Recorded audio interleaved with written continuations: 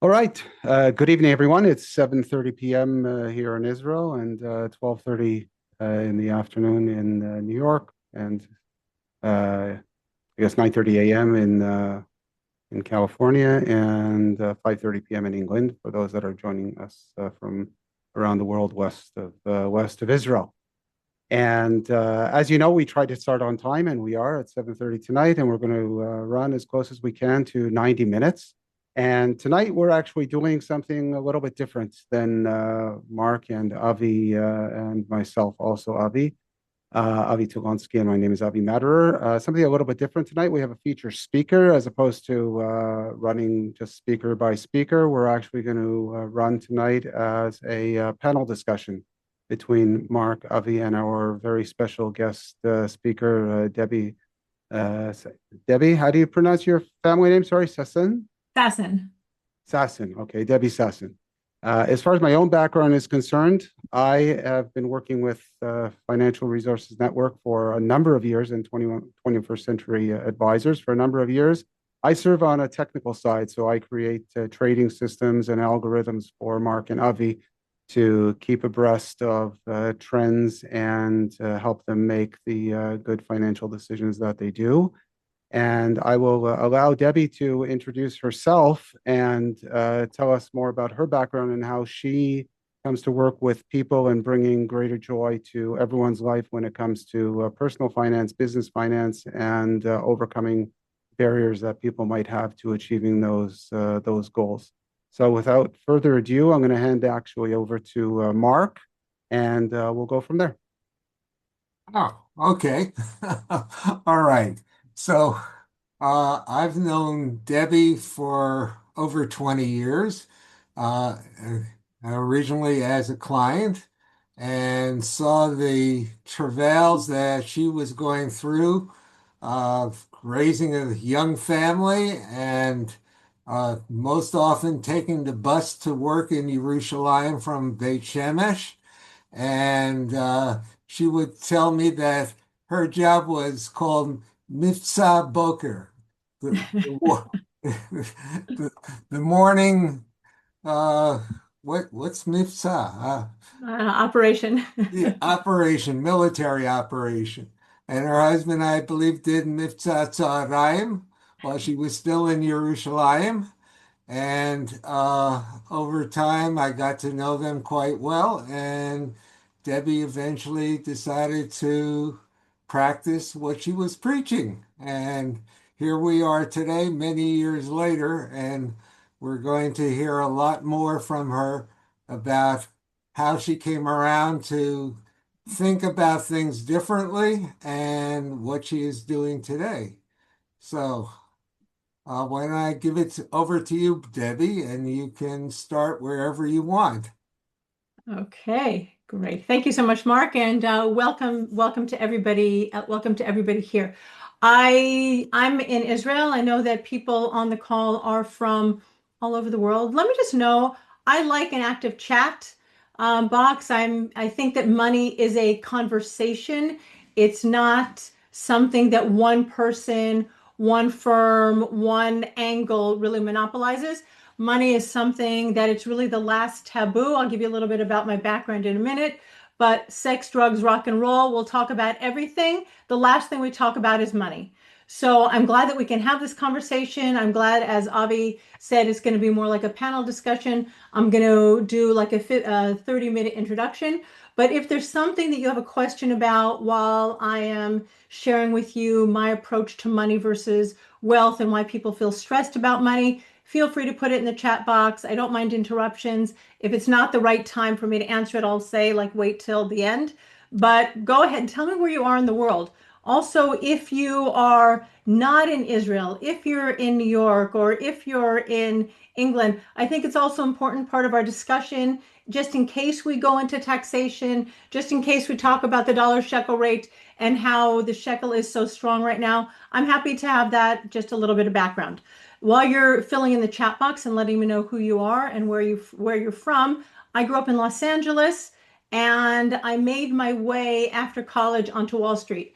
I worked on a trading floor at Goldman Sachs, 2 years in New York, 1 year in London, I was doing derivatives, something that most people probably don't hear too much about, interest rate and currency swaps. Basically, I was moving hundreds of millions of dollars around the world. And it was like an arbitrage opportunity, helping large companies to lower their cost of borrowing money. And then when I moved to Israel in 1988, I ended up working at the Bank of Israel again as a portfolio manager in the dealing room, helping the country manage their, at that time, we got up to $6 billion in foreign currency reserves. But since I left the bank 18 years ago and went to work for Mark, so Mark was my first mentor outside of the investing for institutional side. Then I was in the front office and I was managing that portfolio and understanding institutions, understanding, big numbers. We used to say when we worked at Goldman Sachs, we'd get our like $3,000, $4,000 at that time paycheck deposited into our bank. And here we were working with 8 figures, 9 figures, 10 figures, like so many commas and zeros. And the disconnect was real.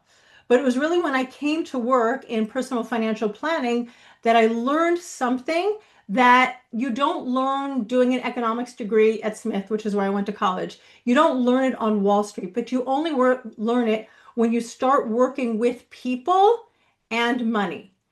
And I call them like civilians, right? Rather than institutions, is that people have stress around money.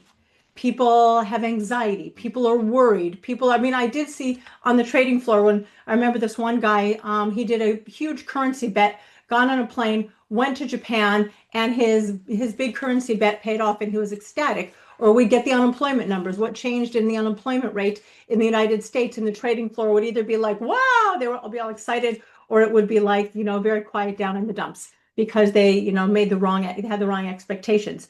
But when we come to people and money, people have stress, people have anxiety. The American Psychological Association says 75% of people whom they've surveyed in the United States have financial anxiety. And like, why is it? Like when we think about money, here's some money. I've got some dollar bills here, some dollars. It's like paper, shekels were a little bit more colorful, greens and yellows, or money is like coins, right? I got my props ready for me, guys, right? Can you see it? You probably can't see it on the screen. But anyway, it's a pile of like metal. How can such like paper and metal cause such financial anxiety? I was out to dinner with my parents. They came to visit a few years ago, and they were talking about someone that my stepmom had known as a younger child, and then he, made it very, very big. And my husband said, did the money ruin him? And of course, Debbie, being the, money coach that she is, gets very incensed about something like that. I said, how can this ruin you? Like, this is paper. This can't ruin you. Like, it can't even hurt you, right? You try and bang yourself over the head. Money is not a hammer. Money is, I read recently about a block of ice that fell down on someone that I knew on Facebook and on her son, her 38-year-old son, and injured him. And he was like hooked up to life support but he was going to heal. He was going to be okay. But money, how can money like ruin you? But people have thoughts about money. People have thoughts about money when it's all of a sudden in their bank account. People have stress and anxiety because of money, but it's not because of money itself. Money is a thing. Money is an inanimate object. As I said, it's a pile of paper. It's a mound of coins. Money can't ruin you. Money can't make you happy. Money can definitely pay for things like a nice dinner out, a beautiful, set of flowers for Shabbat. Money can buy you jewelry. Money can buy you a fancy car. Money can give you excellent health care, right? But sometimes even all the money that you have can't fix your healthcare problems, your medical problems, because, you can have a, terminal disease that can't be solved by money. Money solves money problems. But wealth, on the other hand, is not an inanimate object. It's not your net worth. It's not how much the stock market goes up or down. Wealth is an embodiment. Wealth is a feeling. Wealth is that stress or that anxiety that we feel because of our thoughts and our experience and our family of origin stories about money. And this is why when I came into financial planning and I started learning about money, I was like, wait a second, there's something here that I don't understand. All of the financial education that I had isn't helping me understand money. Oh, I want to tell you something before I go on. I actually wrote a book about money. So for those of you who don't understand investing, this is my book. It's available on Amazon. I have a few copies here in Israel, but you can just go get it. I wrote it when I was still a financial planner. I'm not a financial planner anymore. I don't even have my license. I did have a license at one point to be a registered investment advisor, but I let that go when I moved into business and money coaching. But if you don't understand what's happening in the financial markets, even if you work with Mark, even if you manage your portfolio by yourself, like I like to say that my book, The 1K Investor, that's like kindergarten for money. I used to sit when I was meeting people with financial planning and talk about portfolios and moving money and whatever. And then I'd look at people that was like this deer in the headlights, right? Look, I was like, do you know what a stock is? Do you know what bonds are? Because financial planners, with all due respect, have this tendency to talk about money like everybody understands money, and they don't. Right? They didn't understand stocks, they didn't understand bonds, they didn't understand ETFs or mutual funds or anything. And then we like dive into investing our portfolio and praying. Like this is where the stress and anxiety, some of it comes from, is just not understanding.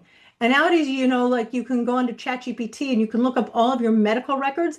And I have this symptom, that symptom, whatever. And when my husband had cancer 23 years ago, back in the day, pre-Google, pre-ChatGPT, my husband is like, Baruch Hashem, he's in remission. But we had to go into Yahoo groups to get some understanding of these like long Latin words about the kind of cancer that he had.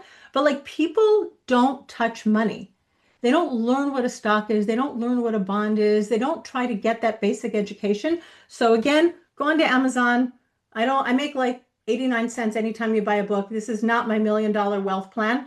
But if you don't understand anything or like the basics about money, you can have a sensible conversation with your financial planner because you can get up to the basics and then you can talk with a lot more understanding. So that's my little shameless plug for my book. As I said, it's not my 7-figure wealth plan. So back to how I came to what I did. So I'd speak with these people, and then I had this client, for example. It seems like $2 million is about the kind of money for the people that I would be dealing with their investments.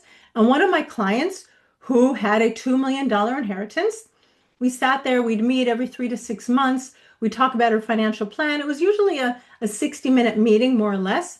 And one time we went over by 15 minutes. And I actually charged her. I had the audacity to charge her for that extra 15 minutes because I'm a fee-only financial planner, right? So if my 1 hour charge at that time was, I don't know what it was, let's say it was 300 shekels, right? So then I would have the audacity to charge her the extra 75 shekels for that extra 15 minutes. She went ballistic on me. I could see the money in her account, $2 million, helping her to invest it, decide which investments, how much risk, how much, how conservative she is. And she's going ballistic over 75 shekels, like $30, $40. Like that didn't make sense to me. Or another time I was working with one of my clients and she was a 7-figure earner in Israel in shekels, so not yet dollars. But her husband called me. Her husband made the appointment. We made it in her office. He was earning a fraction of what she was earning. And when he went out to the bathroom, she said, Debbie, I need courage to meet with you. Her voice got quiet, her voice got low. And here's this like powerful woman traveling around the world for her business, making good money, running an office. She has employees working for her, but she needs courage to meet with me. I'm like, this is weird, right? Like she knows how to earn money, but like her investments are scary to her. She can't even pick up the phone and call me. So I knew that there was something going on with money. It's not about the shekels or the dollars or the paper. It's not about the stuff, right? The tangible thing. There's something else going on under the surface. And that's where I wanted to get my understanding. It's what I wanted. That's why I went and I ended up with like 5 different coaching certifications, some that are very practical about managing your money, some that go into your embodiment, into stress, into family of origin stories. But this is where I wanted to make my mark, is understanding why people are so stressed around money. And it's not really the money, because I like to say money is either math or drama, right? The math is we look at your net worth statement. What do you own, right? All your assets, your house, your stock portfolio, the value of your car, maybe depending on how you calculate your net worth, right? If you have an investment property, that's what you own. And then what you owe, if you have a mortgage, if you have some personal loans or something like that, and your net worth it's just math. Your pluses and your minuses, and you have a number at the end of it. But that isn't the drama that's happening around money. And we see people with like very, very little money and they're happy and they can spend money easily and they don't have so much of a care in the world. But then all of a sudden you get those people with $2 million who are flipping out over a 75 shekel extra charge on their financial, session, their consultation. And so that's where I started learning that wealth lives in your body. It's a frequency. It's how you feel when you go out and you go to dinner and you pay for the bill. Like, are you always the one who pays for the bill? Do you have to split it equally? If someone suggests that you split it equally, right? And you're like, but I just ordered soup and water. I didn't order main course. And all of a sudden you're feeling like constricted and constrained in your body, right? And that's your wealth frequency. That's your embodiment. That's how comfortable you feel or don't feel about having your, handling money. And then there are people that have a lot of money and they like push it aside. They don't want to pay attention to it. They don't, as I said, like, my husband said about that person, like, did money ruin him?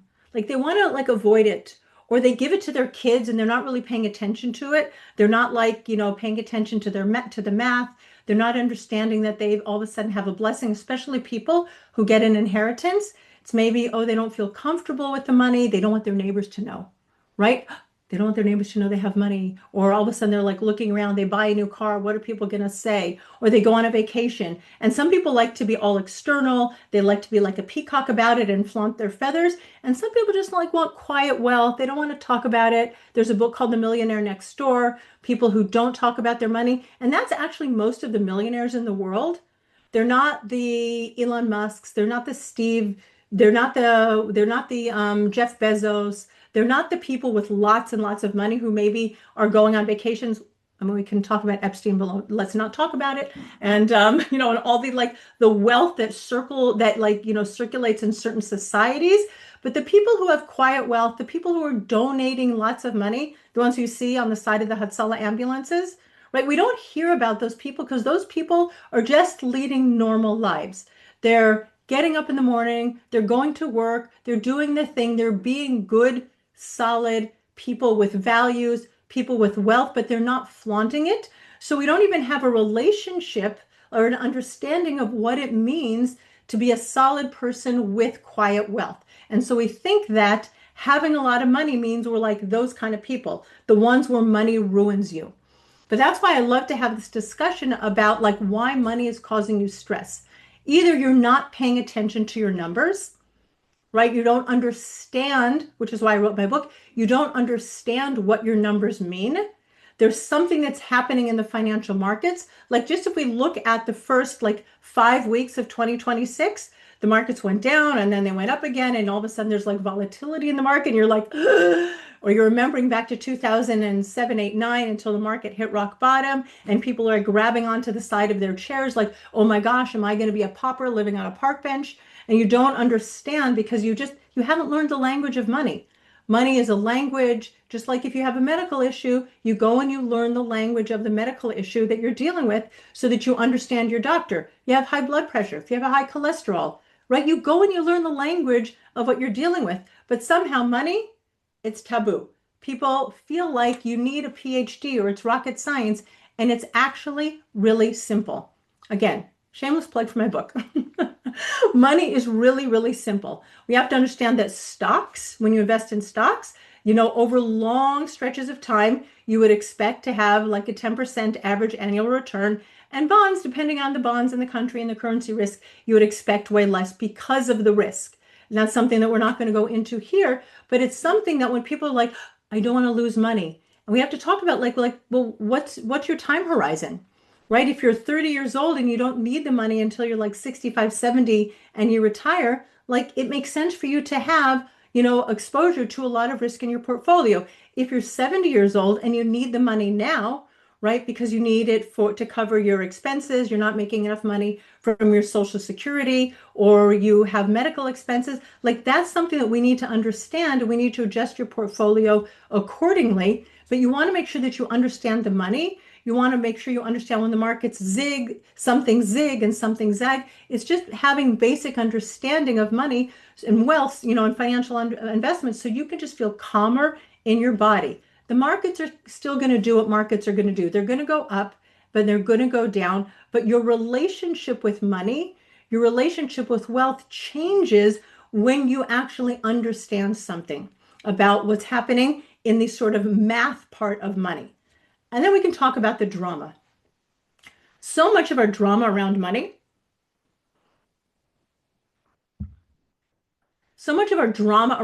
comes from our family of origin story around money. And this is especially true when I talk to audiences like this, when, with Jewish audiences. If we look back at our history, and I'm talking about thousands of years of history, right? I'm not talking about just like my grandparents who were all in Germany, and my father was born in Germany. And then 1938 came along, and Kristallnacht, my grandfather was arrested. And thank God, all of my grandparents made it out of Germany and reestablished themselves in the United States with $0.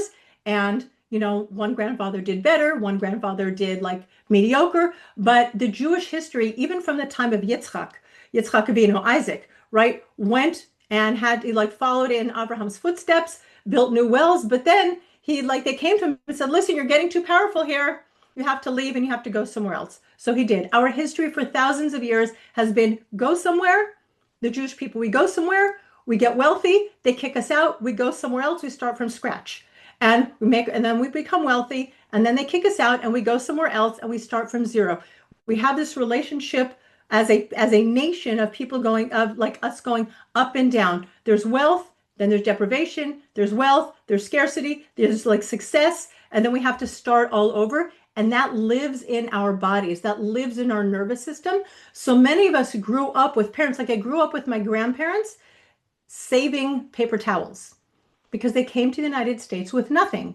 That was on my father's side. My mother's side, my mother, Aleh Shalom, she told me about the milk ration that her mother and her mother's sister, her aunt, the family had to decide who would get the milk. Would it be the pregnant mother, the nursing mother, the toddler, the baby? They were rationing milk, not like official rationing like Depression times, but they were between the two families who were starting from scratch, and the two brothers-in-law were building a business, but they were living on very, very meager times. And so money doesn't grow on trees, we can't afford it, or yelling and fighting and a lot of tension around money.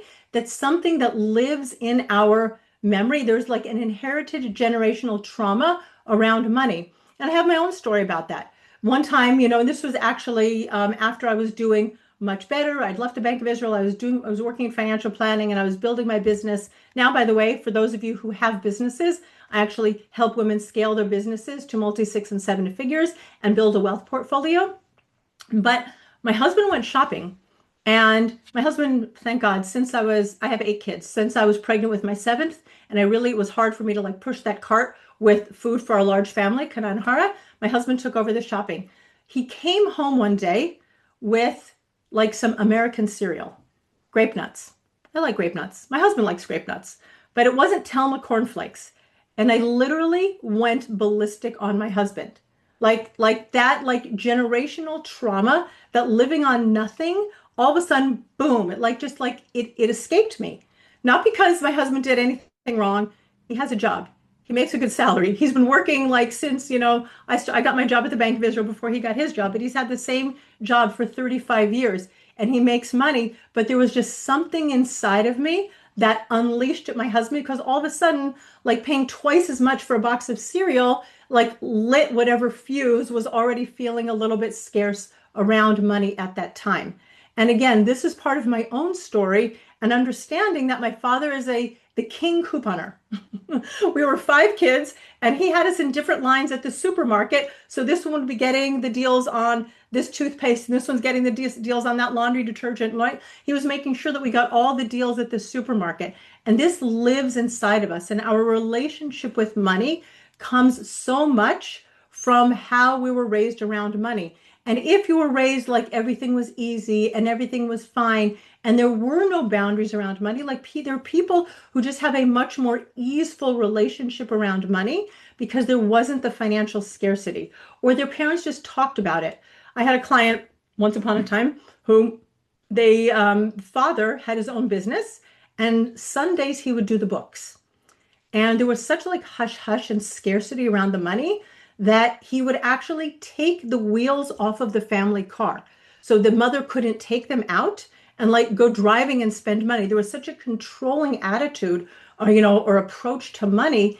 And again, this had nothing to do with how much money he had or how much money he didn't have. But what that did was there was such tension. I was working with a couple at that time. There was such tension around money because of how the husband had been raised around money. Money was tense. Money was control. Money was almost like a punishment in his family. And so it's really important, if you're trying to understand why you're relating to money the way you are relating to, is understand what you learned from your parents, like what's living in your body, what's living in your nervous system. Why are you relating to the money that you have the way you have? And it's not because you did anything wrong. It's because of the way your parents raised you. And again, it's not because they did anything wrong. They were raised by their parents, and all of our parents, I really do believe, are trying to do the best they can around money. Money has never been a conversation. Money has always been like maybe when the kids go to sleep, you'll talk about money. Like I do remember going with my mother somewhere, and she would be very fastidious about like balancing her checkbook. Does anybody balance their checkbook anymore? Does anybody use a checkbook anymore? Right? Like I remember like when I had checks back in the day and I used them, I would balance my checkbook because my mother balanced her checkbook, and that's what I saw. That was the role modeling that I saw. But people once upon a time actually knew where their money was. Now we swipe cards. By the way, there are different centers in your brain when you're swiping cards, when you're pressing buy with one click on Amazon on your phone, right? Like it doesn't impact you the same way as actually writing a check. Writing a check where you have a relationship with your money, or you're handing over this tangible thing called money, or handing over cash. Your body feels that there's something like you're giving and you're receiving. You're giving money and you're making a connection with it, and you're receiving that item that you bought. But now that we press with one click, right? You buy with one click, we all of a sudden we have no relationship with money anymore, which means that money is all of a sudden much more fearful than it was once upon a time, because we're not managing it. Especially if you're living in Israel and you live life in 2 currencies or 3 currencies, depending on where you are. And then the shekel dollar exchange rate goes like from here to there. One day it's 3.4, one day it's 3.2, then it goes to 3.5, and then it goes to 3.08, right? Like you never know how much money you have and who's figuring out their net worth. We're just like watching, and everybody's like, oh my gosh, what's happening to the shekel? When's it going to go back up again? Right? So people are like living in fear without, we say begin with the end in mind. Sof maseh b'machshava tchila. Trying to understand, what do you even want to accomplish with your money? Why do you have money? How do you want money to enhance your life? Right? How do you want to use your money? What are your values? You can use your money to express your values. Last week I was in the United States. I was there for 3 weeks. I got back on Thursday, but I was staying in a hotel for a couple nights, and I had like a little sofa in my room and a table. And I was trying to work at the table, but the sofa was too low. So I went down. I was actually going to get myself a drink at the local Target or Whole Foods or something. And I asked the guy at the front desk, I said, can you bring me a chair? He's like, we don't have any chairs. We have these like recliners or these like big chairs in the lobby. We don't have any chairs. Okay, doesn't have any chairs. So the cleaning lady came. I was doing some work, and I said to her, I said, do you have a chair? Can you get me a chair? 5 minutes later, a chair came, and I gave her $5. Right? Because I appreciated that this woman who like barely speaks English, she's obviously an immigrant. She's employed at the hotel. She's trying to make a better life for herself. And she like went the extra mile. She didn't even do much, right? She went, she got a chair, she brought it to me. And you can use money to express your values. You can use money to donate. You can use your money to make yourself more comfortable, to make your family more comfortable. But if you really sit down and figure out how you want to plan your life, how do you want to use your money to enhance your life? Because money is a beautiful resource. Money is something that can be used to do so much good in the world. And I believe that spiritual people, faith-based people, people who are doing good things in the world, remember that book, Millionaire Next Door? People who are doing good things with money, like we should have more money. Rather than being, no, money's not spiritual. I don't want to deal with it. Money makes you bad. Money ruins you. Like good people should have more money because money really amplifies who you are, right? You can leave a really nice tip at a restaurant. You have good service and you really want to like show someone that you appreciate them. Or you have, I don't know, a dry cleaners and they do really good work and you need something, on a rush because you have a wedding coming up and you want that outfit. And they're like, okay, I'll get it for you tomorrow. You can go and you can give them a tip and just show them appreciation because they're really hardworking people in the world. And money can really be used to enhance your life. But so often because we don't understand money and our wealth frequency is so constrained, right? We're vibrating at such a low level, such scarcity rather than abundance, rather than like really understanding that God owns everything, like the entire world belongs to God. He can create all the money. He owns all the money. He's koneh hakol, right? He can really give us so much money when we believe that money is a tool that can be used for so much good in the world. There's another book that I love called The Soul of Money, written by Lynn Twist. I actually have it right here. So I'm going to share that with you. You can go on Amazon. You can order this one also if you want to understand a little bit more about money. But Lynn talks about a concept of sufficiency, which is your enoughness, your wholeness. Sometimes people want to use money to make them feel whole, right? Again, nobody has a perfect life. Nobody has perfect self-esteem. Nobody has perfect anything, but we try to use money to bolster ourselves. Kids in school, they're like bullies, right? They try to like put other people down to make themselves feel better. But sometimes we do with money.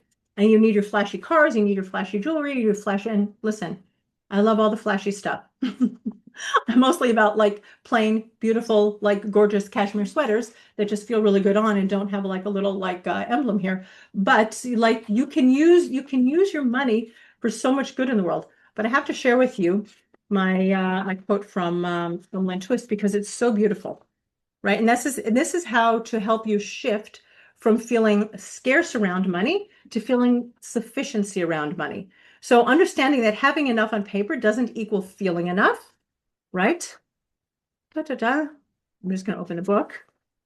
Never mind. Let me open the book. I had it on my paper, but I can't find it.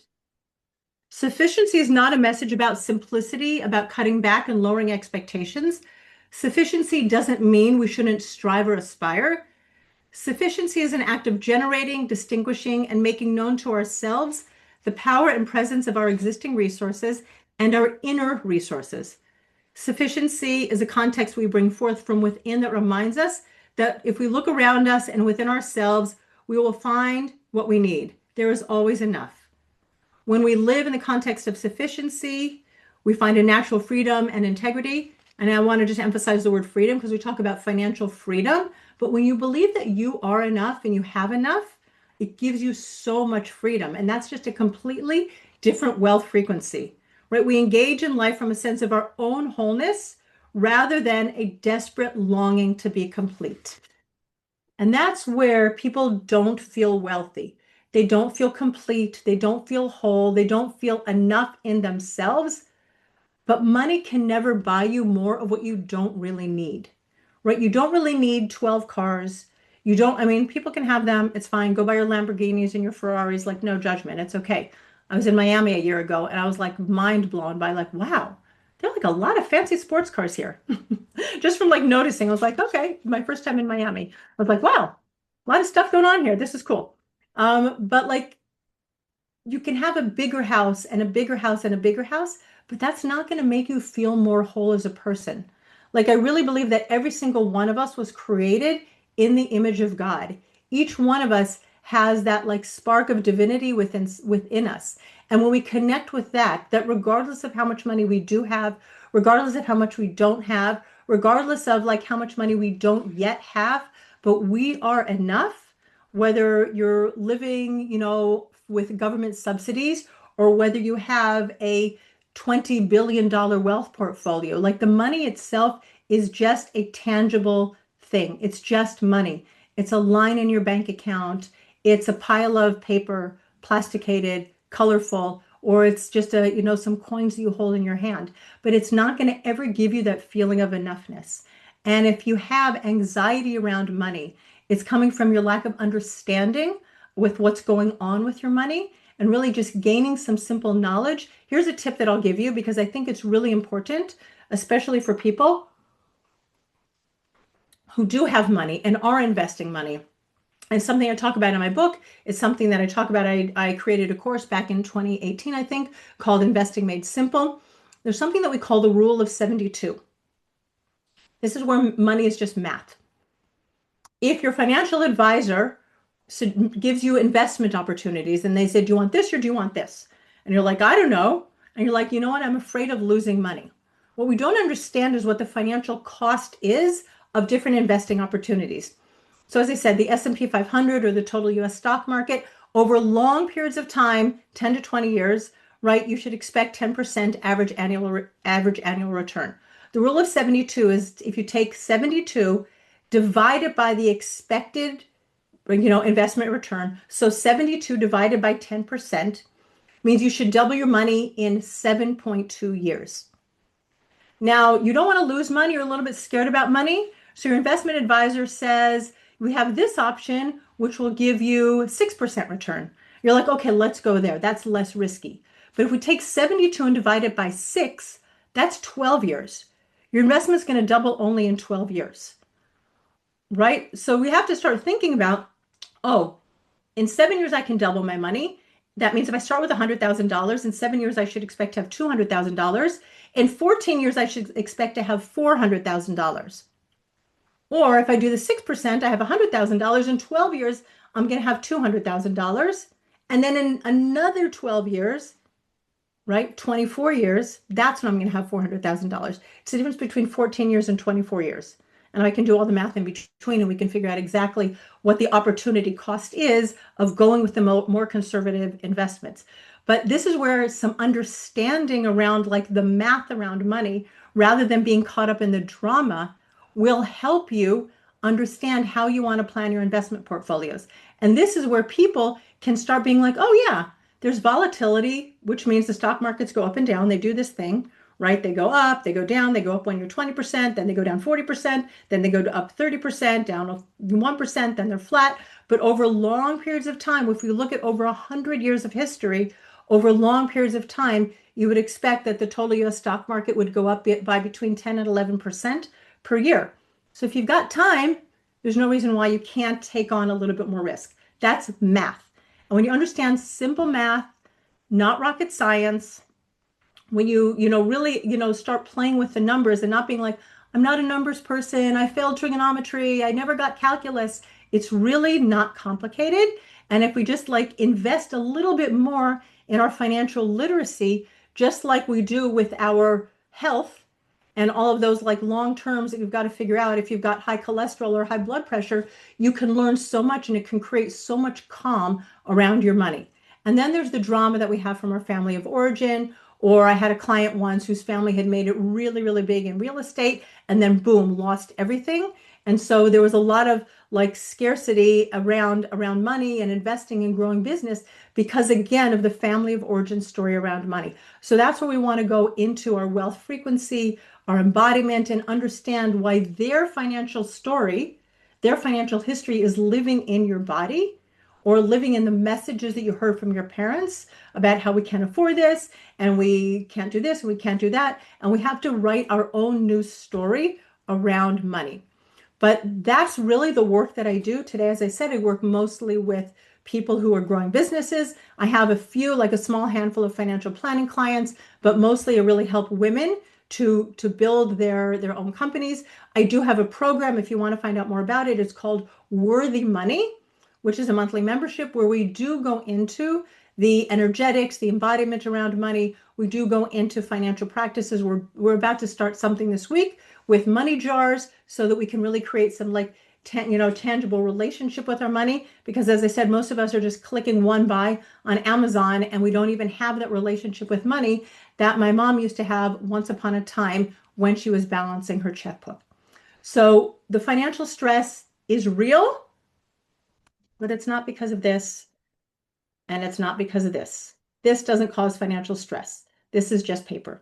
But if you do have financial stress, then it's something that you want to explore much more deeply so that you can really clear your financial anxiety and live a much more abundant, sufficient, and whole life. There you go. All Now right, I'm open thank for you. questions, discussion. Thank you very much, Debbie. I'm going to hand it back over to Mark and Avi, but I'd like again, first of all, thank you very much, Debbie, for that very, very detailed and passionate and personal introduction to the work that you You're do. welcome. And it's very, very important. Thank you very much. I'm going to ask that people, if you have questions, and we invite as many questions as you may have, to just please put them into the chat. You'll find a chat link at the bottom of the Zoom window here. And then I'll go through those and make sure that we don't put up duplicates, and I'll present the panel with those questions as they come up. So Mark and Avi, over to you. Avi, do you want to introduce yourself? Sure. So hi, I'm Avi. I work together with Mark, and it's nice to be here with all of you. Um, I guess a little bit later, after we answer some questions, I'll talk a little bit about some ways that this connects to some of the things that we do. But I did have a question for you, Debbie, actually. Um, and this was really great. So thanks for sharing all these words of wisdom.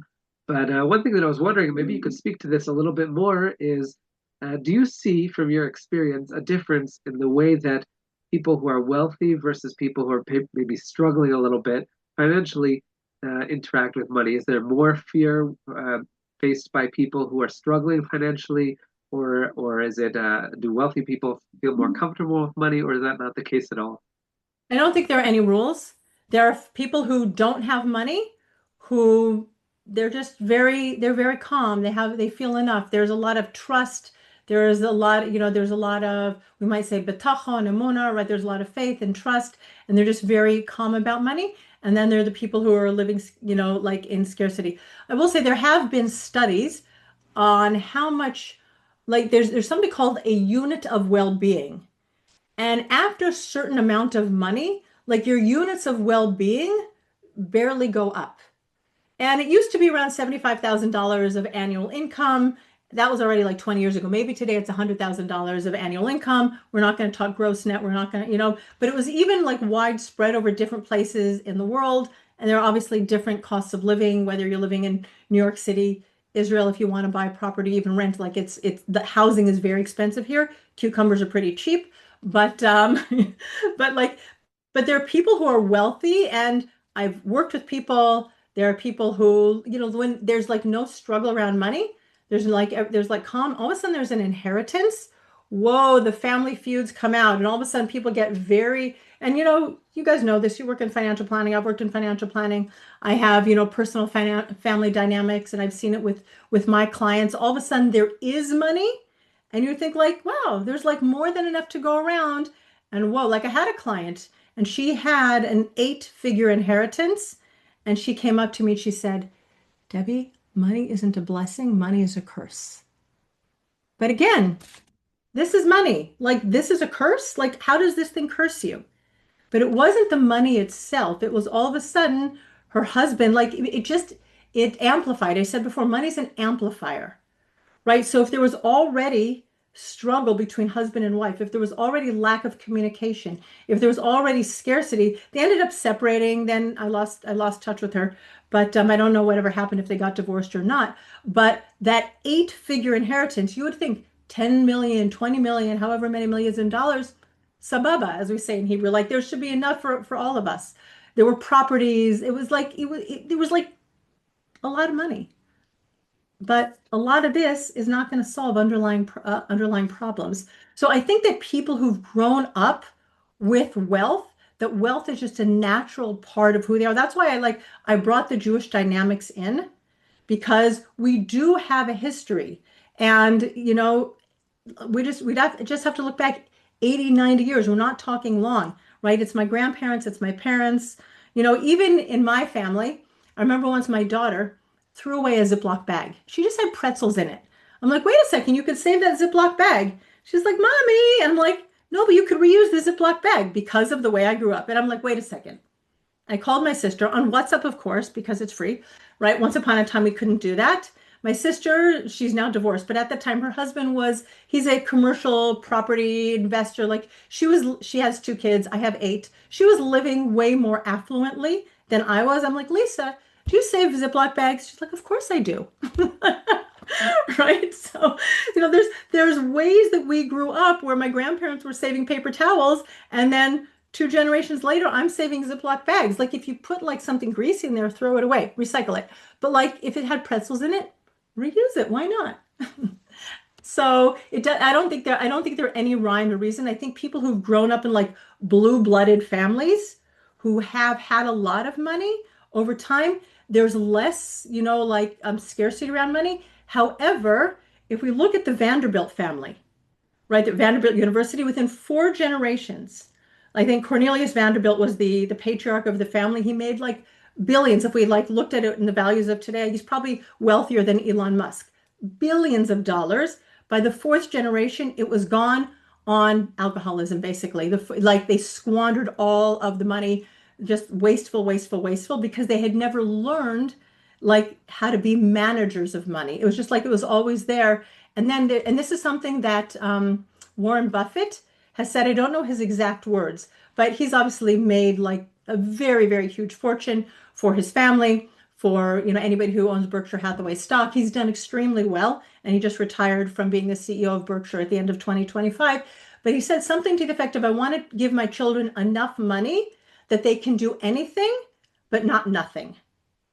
And that was the problem with the Vanderbilts, is that there was so much money that there was no reason to do anything when they woke up in the morning, right? You have to have a purpose and a reason for living. And if there's so much money and you don't have to do that, then what do? Like sex, drugs, and rock and roll and alcohol.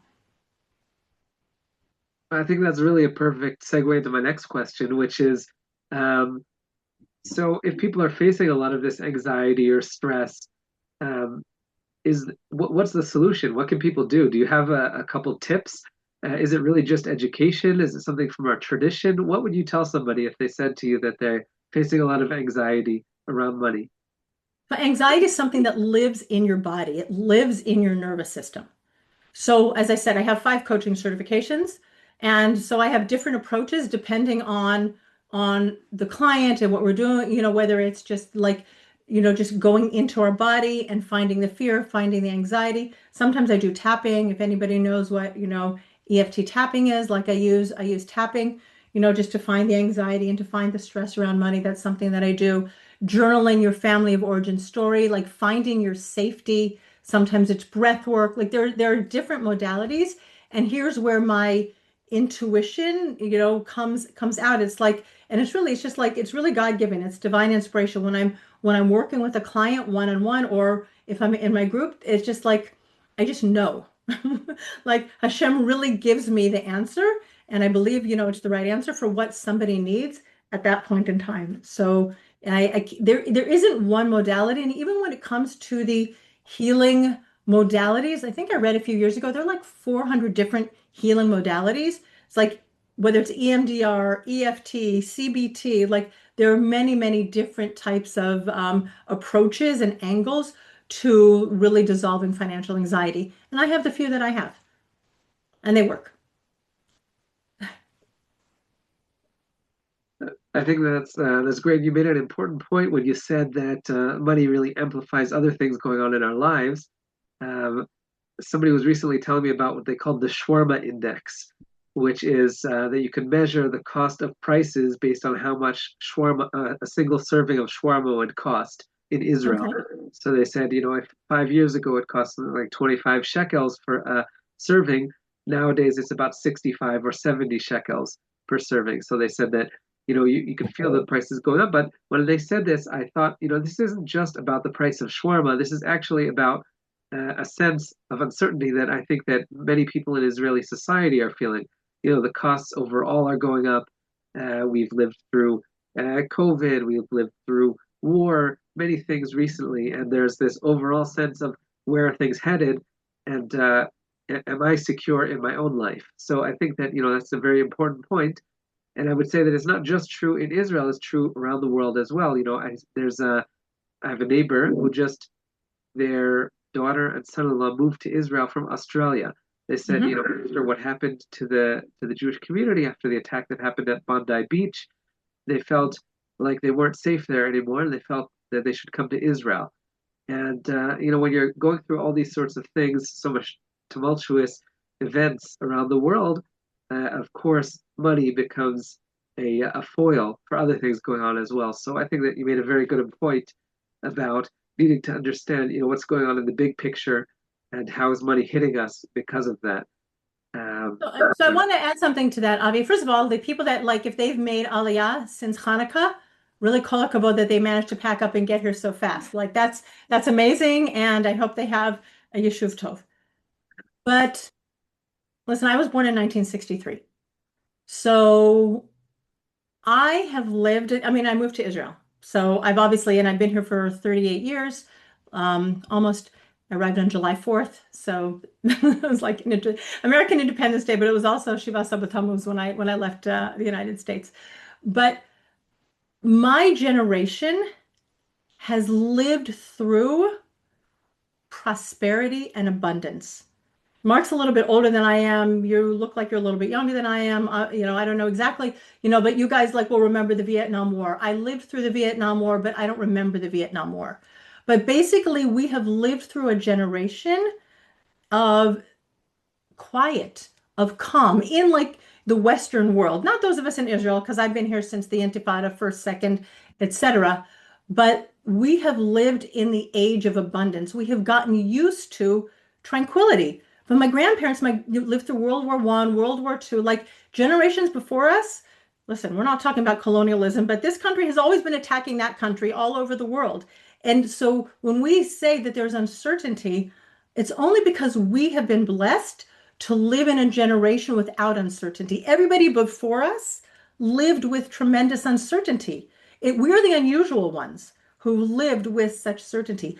But economic growth and expansion, that's like history. Like this is what we do is we create global expansion. Global expansion means inflation. Global expansion means the prices are going to go up. When there's deflation, something's wrong. The fact that there's so many countries, whether it's in Europe or the Far East, where their populations are contracting, that's a problem. Right?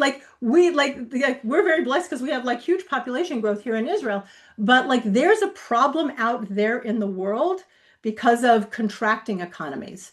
So it's very normal, and every generation has been talking about the prices are going up, and the prices of eggs and the milk and the cheese and the shawarmas. Prices go up. That's just what they do. That's why over long periods of time, the S&P 500 or the total U.S. stock market goes up by about 10% a year. 3% on average is going to be your inflation. And then on top of that is the risk for the volatility. It's just normal. So prices go up. Of course, we're not paying the same prices that we did 10, 20 years ago. And that's normal and that's good. Debbie, I'd like to ask you a question or perhaps two questions, and then maybe we should start answering some of the questions that have come in. Aside from the infidelity, money type issues are known to be the major dissonance in marriages. Mm-hmm. How have you learned to deal with that and help people? So I have a podcast on this. I also, by the way, have a podcast, the Jewish Entrepreneur Podcast, episode number 6, which I probably recorded 5 years ago.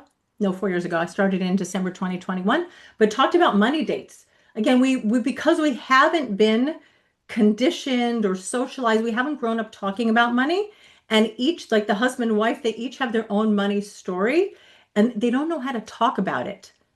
And so, and because of that wealth frequency or that money frequency, that anxiety that was created by our history around money, we don't know how to talk about it. That's why I went ballistic on my husband for buying grape nuts because I couldn't at that time. I didn't have the ability to say, wow, I didn't even have the time. Like, with parenting, they say if your kid does something, count to 10 before you scream at your kids. Like, who has the time? You're just screaming at your kids. Like before you realize that all of a sudden you've like exploded, like you're like, who has time to count to 10? But I didn't have the tools yet at that time to feel that all of a sudden there was this like pressure cooker, like this tension, like in my body and like feeling shaky about the fact that he'd spent another 10 shekels on cereal and that all of a sudden triggered something. But it's like sitting down, it's like talking to each other. Like, hey, what did you learn about money when you were growing up? And just like you quiet and you let your spouse talk for 10 minutes. And then you can ask them. And the conversation needs to be short, it needs to be non-judgmental, and it needs to be like, really a loving environment. It's also understanding. I think one day I might write a post or record a podcast because there's that book that came out years ago about the five love languages, and money features so much. Do we give words? Do we give gifts? Like, how do we give and how do we receive? And that's also a language that's based on your nature as well as your nurture. What did you see when you were growing up? How did your parents interact? Did they scream? Did they give? Were they calm? So it's very complex. But again, they say, whoever they is, that yeah, money is the number one reason people get divorced. But it's not the money. Again, this thing cannot cause someone to get divorced. It's people's thoughts about money. It's the way they deal with money. It's the way they hide money, right? So it's not the money itself. Like this thing, can't go to the lawyer, can't sign the divorce agreement, but it's the way people interact with it and what their thoughts are and their fears around money. And because, the financial infidelity, they might be hiding things from their spouse because of their own shame, their own guilt. They're not wanting to talk about it. And that's what creates the problems is the unwillingness to have an open conversation with the person, your partner, who you're most intimate with. And we need to get financially naked with our spouses. Great. Now, I think everyone is looking for 2 or 3 tips from you on things that they could do today to change how they look at things, do things, think about things. Any suggestions? So the first one is to understand the language of money. Like really, like if you don't understand what a stock is, ask ChatGPT what's a stock. If you don't understand what it is, like go buy my book. Okay, guys, just go buy it. It's $15 on Amazon. It doesn't always send to Israel. You have to get it on Amazon on the right day. Sometimes they don't ship to Israel, or you can reach out to me. I have a few copies. But learn about money. And then like do your own money history. I actually have it questions in my book. Like what did you learn from your mother about money? What did you learn from your father about money? Because we learned about money and how money moves in the world. And our parents might be right or they might be wrong. But we learn stuff just like your parents, like if you go to New York or you go to Boston or you go to Chicago, like people have different languages. And my husband's from England, right? The people cross the road, people cross the street, people like there's different languages. Some of us wear undershirts. My husband wears a vest, pants versus slacks, right? Pacifiers versus dummies. Like money is just a language. But your parents, they just were speaking their own language that they learned from their parents. But it could be you're ready for a different relationship and a different language around money. But learn the language because that's what's going to give you power. There is something to say about financial literacy. It's not everything, but it's a great start. Okay, good. Are there some things that you just thought of that you want to mention before we turn things over to Avi Metterer to do questions and answers? I think that most people take too little risk with their portfolio because they're so afraid of losing money.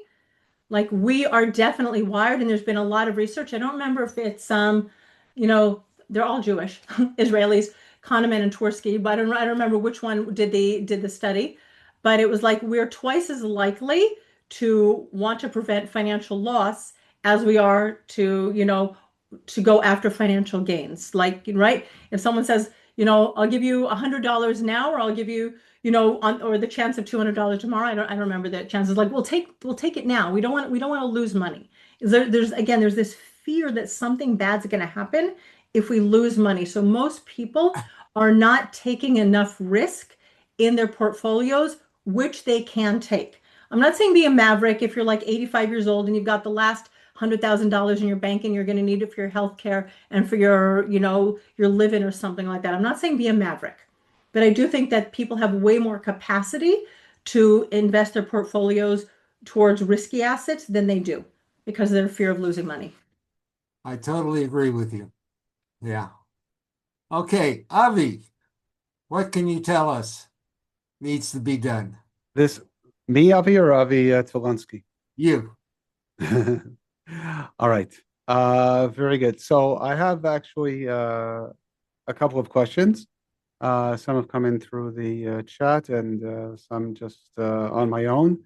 And my first question is really about the differences because we have an audience both within Israel and outside of Israel.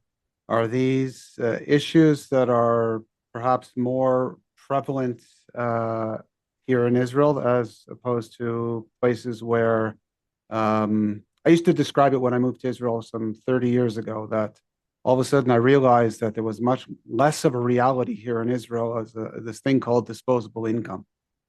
So there was a lot less money to work if you were, working the regular job. You had your pension that you contributed to regularly through your Israeli salary, but it certainly wasn't as comfortable or it seemed it didn't have as much air as myself from Canada or others from the United States. So do you see differences financially, personality-wise, psychologically between here and abroad?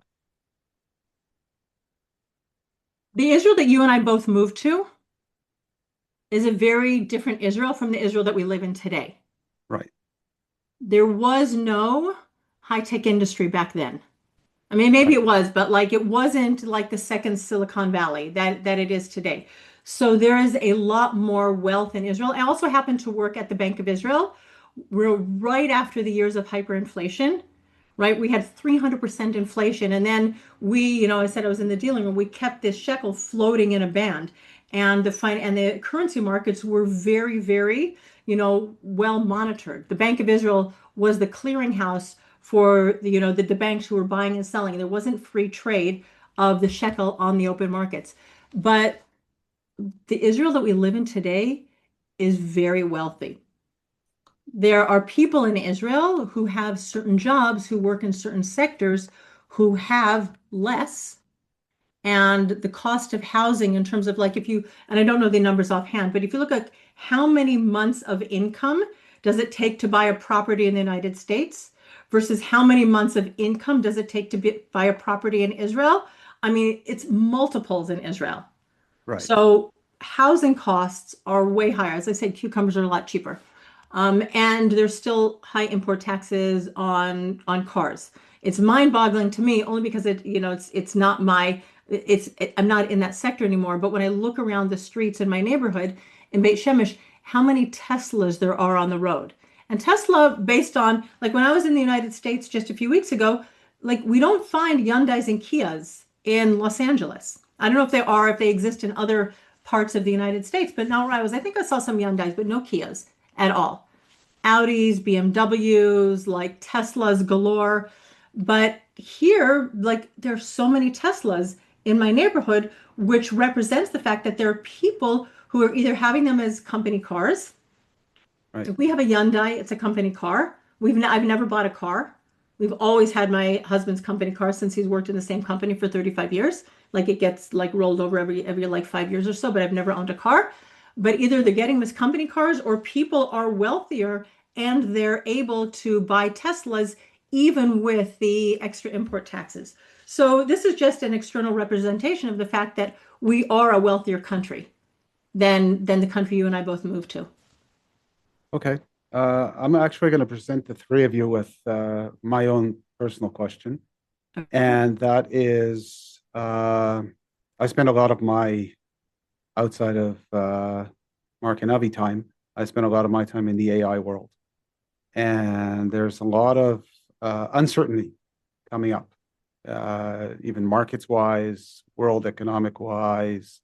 Economies could be changing. You talk about deflation, but it could be a scenario of abundance and just prices are coming down. And that's not necessarily detrimental deflation. How should people, other than, personal resilience and good emotional strength, how should people really gear up for changes that are probably imminent in the next 2 to 10 years? It's very funny. 2 to 10 years isn't imminent. 10 years is not imminent. 10 10 years years is a is, long time from now. 2 years is a little I bit don't know. closer. I had a discussion with my son just apropos these discussions. I said, when I was 20 years old and thinking about, putting away and pensions and things like that, all of a sudden I'm 60 something and you're 20 something. So it happens very fast. So Right. let's talk 2 to 5 more realistically in the AI world. You need to know when you need the money, right? Again, like you're in your 60s, I'm in my 60s. So then I have to look at what are the things that are coming up. So I have a son, God willing, getting married in 5 weeks from today. Okay, so I need money for the wedding and for getting him started. The term that I learned from Mark was, emancipated, right? I learned Right, that from Mark a long time ago. Like you to emancipate your children. So how right, much money do I need or do I want to emancipate my child? And then I have two more after that. So right, trying to figure out what the time frame is around that. But then in terms of we don't have a mortgage anymore, right? I have a very nice portfolio. I have my pension from the Bank of Israel. My husband has his pension. I've got other pensions and monies. So then the question is what do I next need money for? Not what I want, but okay, when my husband finally retires, maybe at 65, whatever, we'll have to buy a car if we choose to, right? So I want to make sure that maybe in 3 years from now, I'm going to have some money in money that's not going to be volatile with the stocks, but more, conservative investing so that we could put 100,000 shekels, 200,000 shekels, whatever it is down on a car. And then really, what's the next thing that all of us are going to face is our healthcare costs. So then it's, do you have supplemental health insurance? What's it going to cover? What do I do to keep myself healthy so that I won't have to use it? But it's really like knowing what's your financial stage of life and when you expect to need the money, and not just being like, I want to invest my money conservatively. Again, as I said before, like your son who's in his 20s, and I tell this to my kids also. We just opened an account for one of my kids, and I said, you're the one who's getting married. He's going to be 24 on his wedding date. Put all of your money, there's money in America, just put it all in the stock market. You don't need that money. It's going So to be there for 40 years. I'm very pro putting all of that's me personally. And my personal portfolio reflects this also. Put it all in the stock market if you have a long-term horizon. And I'm 62. My dad, Adme Shana, he's 87. We have longevity in our family. I still have a very heavily weighted stock portfolio because I want money at 95. That's more than 30 years from now. So whatever's going to happen in 5, 10 years from now, I want to be able to pay for my Filipinit in 30 years from now. And Mark can right, tell us those costs are serious, right? I right. know Oh from yeah, your family. without question. I want to reiterate my point is that it is unclear. If it's ever been unclear, and there's the risk and how much risk tolerance we have, and looking at the markets over how they've behaved over the last 100 years or 200 years, that's fine. The question that I have now is with the introduction of automation and AI and job displacement and deflation and a possible world of abundance, how should people be looking towards that future? Because it's not that it's much less likely that the models will repeat themselves as they have been over the last 200 years. I don't, What I did just you don't, I just don't have? agree with that. The railroad took away horse and buggies, the cars, the planes. Like we've been here before, as they say in Hebrew, "Ta geveret b'shinui aderet." That's the way the world progresses. Okay. Let So, me answer Avi's mm, conundrum slightly different way. Uh, I think we need to always be thinking about the future and not pay attention to the news. And anybody who is still in the salary or business world needs to be constantly planning for the future.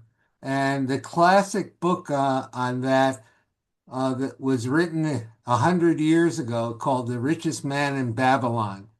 And it was written by businessmen who were religious Christians who met each other on the train as they went from city to city.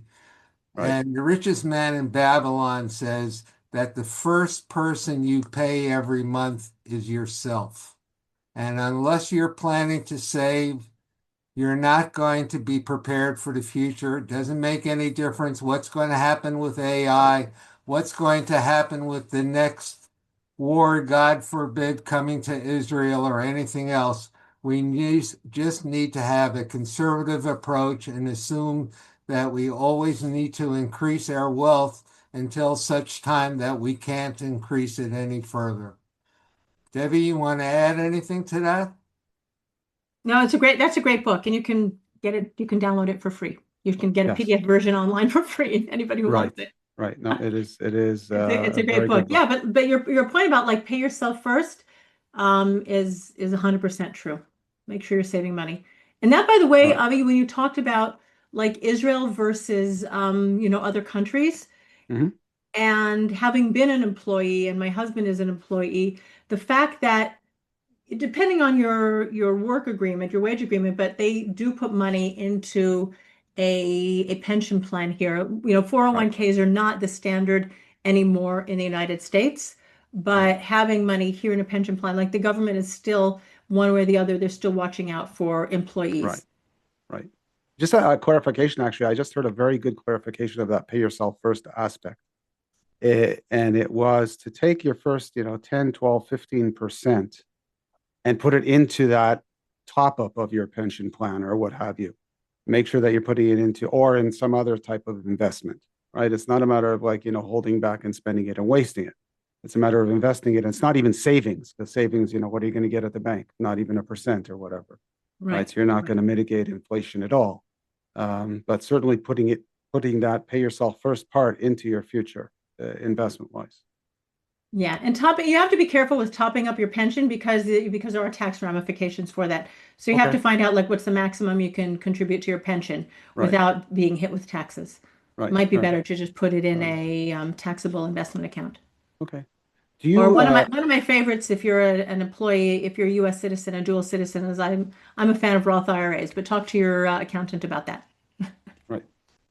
So I have another question here for you, Debbie. And do you work with individuals, meaning not married couples, or not couples, individuals, differently than you do with couples, as far as the psychology around money? Most of my clients, even if they're married, come to me individually. Okay. So even like today, I was working with two different financial planning clients, both of whom received an inheritance, both of whom are married, and I was working with them separate from their spouses. But one of them I know she has a good like financial like conversations with her husband. The other one, they have more friction. But my my approach is that one person like is kind of like a dance step. In relationships, whether it's with parenting, whether it's taking out the garbage, doing the dishes, managing the money, we get Right. into grooves of how the relationship works, like a little dance. He says this, I do this. He says this, I do that. When one person changes the dance step, the other person will respond, hopefully not react. But but if people come to me as a couple, I will work with couples, but just practically speaking, most people have come to me individually. Sometimes it's harder to get the spouse to come because they just don't want to deal with their money stuff.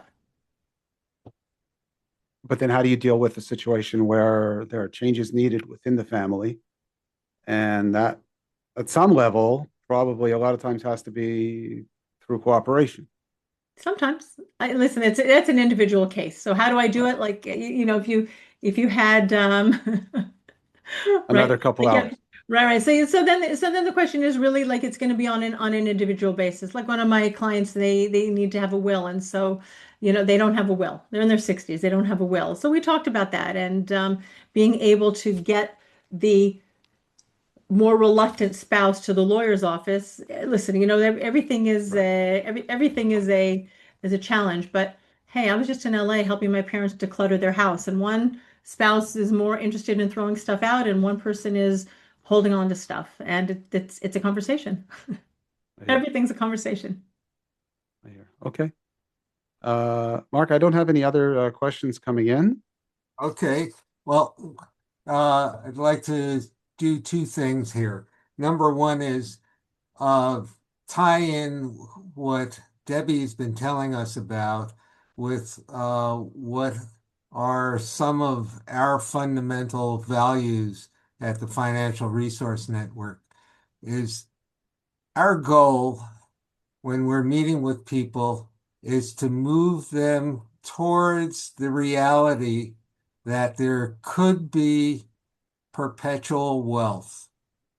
That, I think, should be most people's goal when it comes to financial planning is how do I do it? And Debbie gave great example before about the Vanderbilts. That was not uh, creating perpetual wealth, although there was huge wealth there. There are ways to do it, and part of it is, as Debbie said, that each person is in the process of planning and not being too wealthy in terms of their lifestyle, that they have to participate and to think about what they are able to leave for the next generation. And I know that Avi Talansky has a lot of thoughts about this, and we can get him back on because he's done a lot of work in terms of studying how to help families that are in need, financially incapacitated, to get them back onto their feet. Avi, are you there? Do you want to say a few words? Yeah, I'm here. And actually, I did want to add a couple things that connect both in the work that we do now and some things that I've worked on in the past. It's funny because this conversation made me think of a few situations that came across our desk not too long ago. And just as a couple examples, I'll throw them out there. There was somebody recently who we were helping to plan how they would live during their retirement here in Israel. And they had different sources of income, but it wasn't clear to them how they would put the puzzle together and be able to live with that. And one thing that I noticed was that at the beginning, before they had mapped this out and planned it out and figured out how to manage it, they were very nervous. And once we were able to help them straighten this out and decide and understand where their living expenses would come from on a regular basis, I saw that they were much more comfortable. And so there was a deep, deep connection between having a plan, being able to see where your expenses are coming from, what the sources of income are, and a certain emotional comfort inside. So I think that that was one example that was deeply connected to what you were discussing, Debbie. And it's something that we do consistently. There are a lot of people who need that sort of help. Um, there's some other people who we've been helping recently to open accounts for their children and grandchildren. And I think that this touches on a different emotional need. Mark, you were discussing perpetual wealth.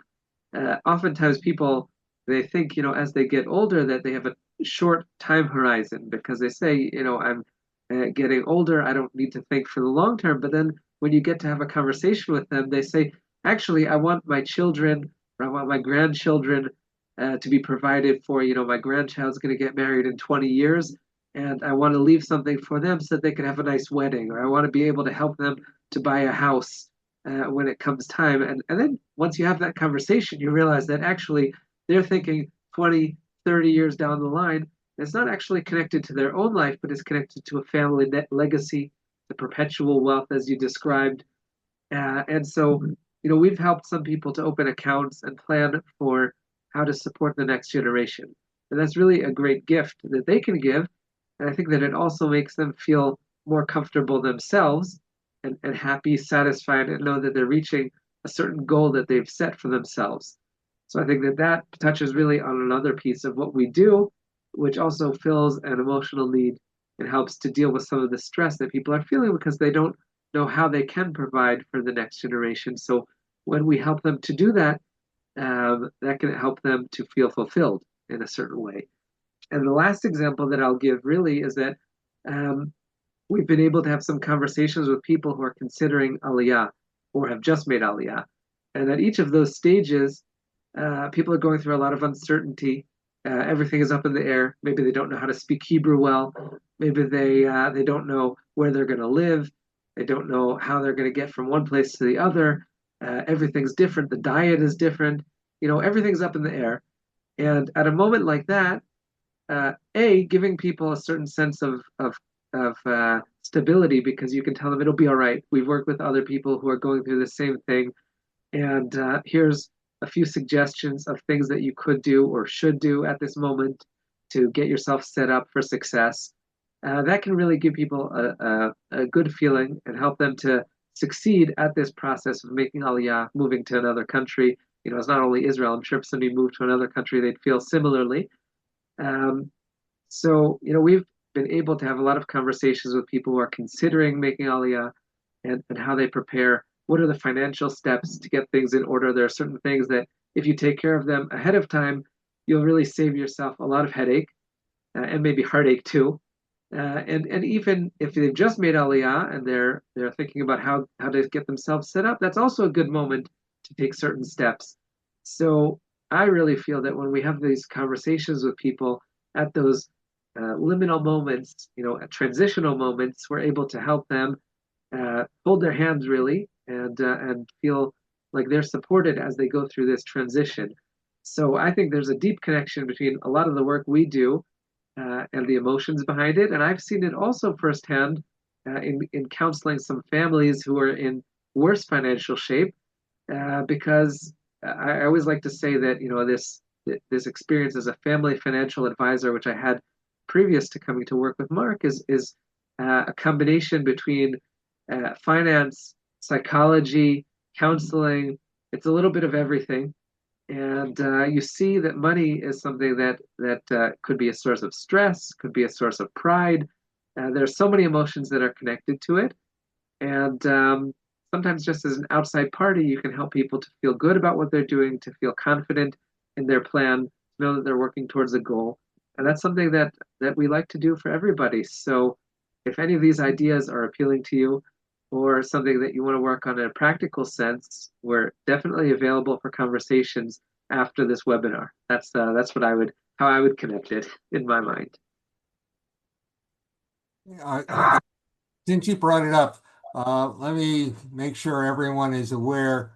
There will be one or more mailings coming out to each of you who signed up for the seminar and participated today that will have additional pieces of information. We'll have the coordinates for getting in touch with any one of the four of us, and we'll give you access to the recording of the seminar, which Avi Matter is doing. It'll take a couple of days until we get the link up on YouTube.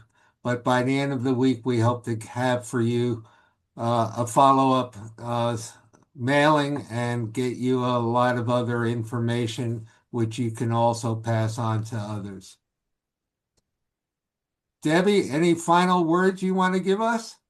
Yeah, I want to address the question that PMG put into the chat box that says Israel seems to be growing in economic success, so wouldn't want to avoid the U.S. markets. So there's two pieces to this question. One of them is, I'm guessing, but I don't know, that PMG that you're living in Israel. But I may or may not be right about that, but you're asking about it from, about Israeli markets. So there is the overall growth of an economy, and there is the foreign currency risk. So once upon a time, if you were getting 4.5 shekels to the dollar, like you wanted to have a lot of dollars because it gave you a lot of shekels. Right now, you're getting like 3.1 shekels to the dollar. It seems like maybe you want to have more money in shekels. But if you're living in Israel and you're exposed and you're like pay for most of your services and products in shekels, then you want to have cash flow in shekels. That's one thing. Now we want to look at your investments, right? And you can definitely, and probably if you have a pension or something like that's going to be predominantly, but not exclusively invested in shekels. The investment managers who manage most of those pension accounts, et cetera, they do tend to invest globally. But I also want to say that when you're investing in the USA, right, in the United States or wherever, and you're investing in, let's say, the S&P 500, or you're investing in the total US stock market, let's say you want to put your money into an ETF, the bulk of those of the companies in even in the S&P 500 are international companies. They're the Amazons, the Facebooks, the Googles, the Berkshires. Like there's already a tremendous global exposure when you are, buying the S&P 500 or other investments. The people could say like, oh, well, I'm buying a house. There are investors who or investment managers who recommend you go buy property in the United States, and they talk about the return you get when you're buying property in the United States. So then you're not talking about diversified risk, you're talking about a house or something in one particular market. You're exposed to both the US economy and the dollar, et cetera. But if you buy a mutual fund or an ETF that's investing again in the S&P 500, which if you don't know what that is, just for people who are not clear, what is an investment fund? And a fund is like a grouping of like 500, S&P 500, the 500 largest companies that are traded on the New York Stock Exchange. And again, most of those, like the bulk of the S&P 500, are large global companies. So if you want to invest in long term in, companies like Apple and Google, et cetera, like you can do that through the S&P 500. And if you're investing in Israel in shekels, right, you're going to be investing in Bank Hapoalim, and you're going to be investing in Bank Leumi and Chevrat HaChashmal and other Israeli companies. So there are reasons for both of them, but you want to be this goes back down to your investment goals when you're investing your money. But it's not staying away from the U.S. and only investing in shekels. It's more complex than that. Avi, are we ready to finish, or are there additional questions? No, I think everything was addressed as far as the questions are concerned, and I think we're good to close it up. And I'm going to let you, Mark, thank everyone, but I'll thank everyone that attended, and obviously Debbie and you, Mark, and Avi Tilinsky for making it a very informative and special evening for us. Okay, so I'm going to say goodbye. Thank you very much. Thanks for having me. All right. Okay, Thank you, Debbie. very good.